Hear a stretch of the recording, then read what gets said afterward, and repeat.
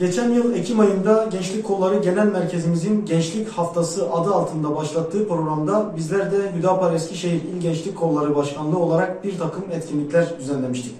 Gençlik Kolları Genel Merkezimize yapılan talepler doğrultusunda bu tür etkinliklerin devam edilmesine yönelik talep olumlu olarak neticelendi. Ve bu kapsamda Mayıs ayında Bahar Etkinlikleri adı altında bu etkinliklerin devam edilmesine karar verildi. Biz de Hüdapar Eskişehir İl Gençlik Kolları Başkanlığı olarak İl Gençlik Kolları Sosyal Politikalar Birim Başkanlığımız ile Halkla İlişkiler Birim Başkanlığımızın düzenlemiş olduğu etkinlik takvimine göre Mayıs ayı Bahar Etkinlikleri programımıza başladık. Geçtiğimiz günlerde genç kardeşlerimiz ile sinema etkinliğinde bir araya gelerek keyifli bir film izledik.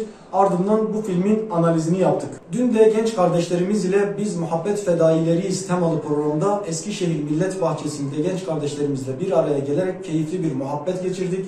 Ardından yeni gelen kardeşlerimizle tanıştık. Dostluğumuzu, muhabbetimizi pekiştirdik. Önümüzdeki günlerde de inşallah genç kardeşlerimizle son okudukları kitap üzerine konuşacağız ve bu kitapların tahlilini yapacağız. Malumunuz olduğu üzere geçtiğimiz günlerde şehrimizde yapılması planlanıp iptal edilen bir festival haberiyle şehrimiz Türkiye'nin gündeminde yerini almıştı. Bu tür etkinlikler gençliğimizi alkol ve uyuşturucu madde bataklığına çeken örf, adet, inanç, kültür ve ananelerimize 180 derece ters olan etkinliklerdir. Bu tür etkinliklerin okulların yanı başında yapılmasına karar verilmesi ise işin fecaat boyutudur.